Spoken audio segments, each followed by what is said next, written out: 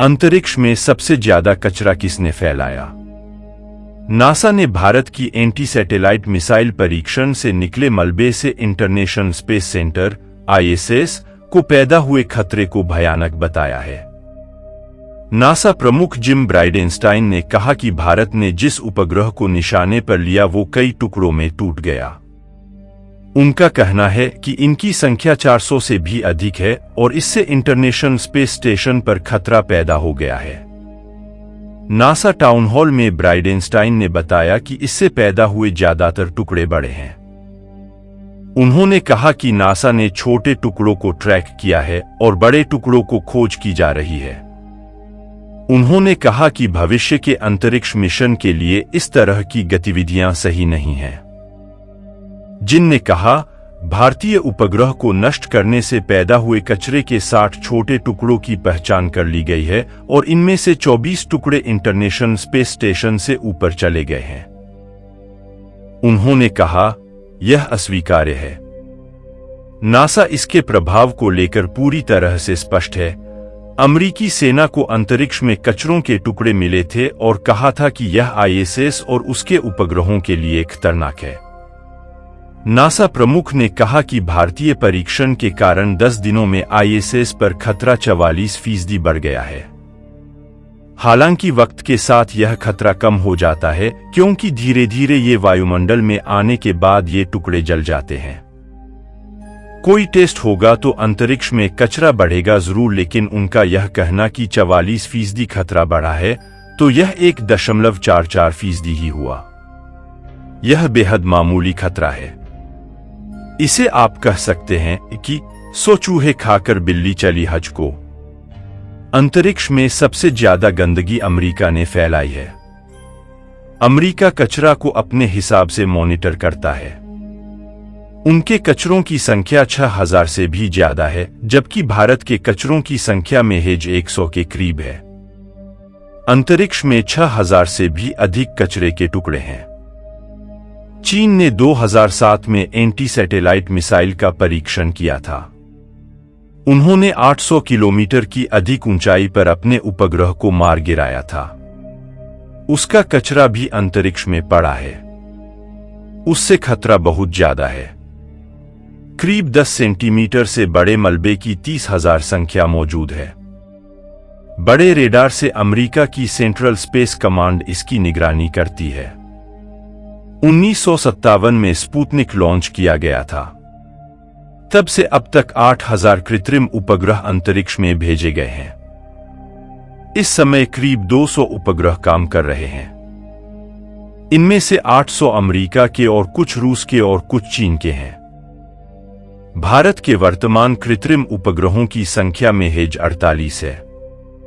जिसने जितने अधिक उपग्रह अंतरिक्ष में भेजे हैं, उसने उतना ही ज्यादा कचरा पैदा किया है। यदि बड़े ध्यान से देखें तो नासा चीफ ने अंत में कहा है कि हमारे अंतरिक्ष यात्रियों को इससे खतरा नहीं है, लेकिन थोड़ा खतरा जरूर बढ़ा है। लेकिन उनकी अपनी गतिविधियों से बड़े कचरे की मात्रा कहीं अधिक है। क्या होता है अंतरिक्ष का मलबा? अंतरिक्ष में मलबा उन इंसानी वस्तुओं को कहते हैं जिसका अब स्पेस में कोई इस्तेमाल नहीं बचा है। नासा के अनुमान के मुताबिक अंतरिक्ष से रोजाना करीब 1 मलबा पृथ्वी पर गिरता है। ये मलबा या तो धरती पर गिरता है या वातावरण में प्रवेश के साथ ही जल जाता है। अधिकतर ऐसे मलबे पृथ्वी पर स्थित जलीय क्षेत्र में गिरते हैं क्योंकि धरती का करीब 70% हिस्सा पानी का है। पिछले 50 सालों से भी अधिक समय से चल रहे अंतरिक्ष अभियानों में एकत्र मलबे आज भी बड़ी संख्या में अंतरिक्ष में मौजूद हैं। मलबा गिरने से नुकसान क्या? मैंने तो नहीं सुना कि ऊपर से कचरा गिरने से कोई नुकसान की बात सामने आई हो। भारतीय उपग्रह माइक्रोसैटार के टुकड़े जब गिरेंगे तो वो पृथ्वी के वातावरण में प्रवेश करते ही जलकर नष्ट हो जाएंगे।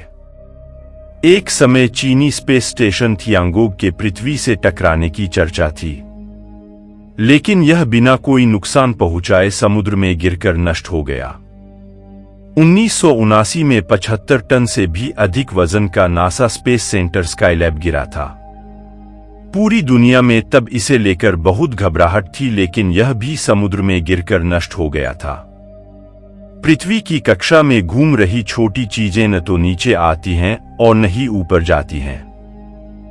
त्रिशंकु की तरह वो उसी कक्षा में घूमते रहते हैं। ये मलबा अंतरिक्ष यान, उपग्रहों और स्पेस स्टेशनों के लिए खतरा बने रहते हैं।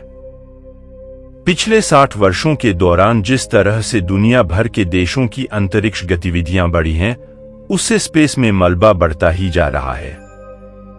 जुलाई 2016 में अमेरिकी स्ट्रेटेजिक कमांड के निकट अंतरिक्ष में करीब 18,000 कृत्रिम वस्तुओं का पता चला था। इनमें सैकड़ों की संख्या में कृत्रिम उपग्रह शामिल थे। ये संख्या बड़े मलबों की है। छोटे छोटे टुकड़ों की बात करें तो 2013 की एक स्टडी के मुताबिक अंतरिक्ष में 1 से 10 सेंटीमीटर के आकार के कचरों या मलबों की संख्या 6,70,000 से भी अधिक है। अंतरिक्ष में कोई भी टुकड़ा होगा तो वो खतरा जरूर पैदा करेगा। अंतरिक्ष में एक बार 2 उपग्रह टकरा गए थे, उससे काफी खतरा पैदा हुआ था।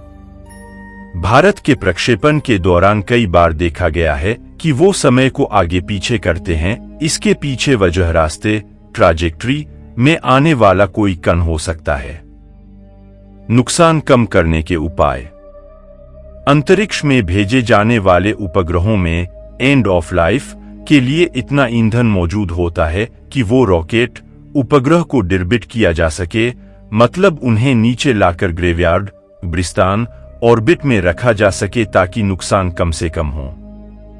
भारत अंतरिक्ष के मलबे को मल्टी ऑब्जेक्ट ट्रैकिंग रेडार से ट्रैक करता है। श्रीहरिकोटा के पास यह रेडार है। अमेरिका के पास ऐसे कई रेडार हैं और वो इनकी सार्वजनिक सूचना साझा करते हैं। अंतरिक्ष में मौजूद मलबे को इकट्ठा करने के लिए कुछ प्रयोग जरूर हुए हैं। इसमें नेट या हार्पून लगाकर किसी तरह से मलबे को खींचकर उन्हें डिर्बिट किया जाए और वापस धरती पर लाकर जला दिया जाए, इसके प्रयोग किए गए हैं। लेकिन यह कितने कारगर हैं या इस पर कितना खर्च आएगा, अभी उस पर पूरी जानकारी नहीं है। आने वाले वक्त में सभी देशों को मिलकर इस पर ध्यान देना होगा।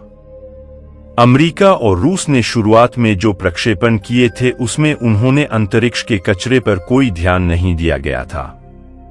भारत ने तो अभी हाल में ये प्रक्षेपण करना शुरू किया है। भारत ने आउटर स्पेस समझौते पर हस्ताक्षर भी किए हैं। कचरा कम से कम हो, भारतीय वैज्ञानिक इसकी कोशिश करते हैं। भारत का इनऑर्बिट कचरा में हेज 80 के करीब है। वहीं अमेरिका का 4,000 से अधिक और चीन का 3,000 से ऊपर।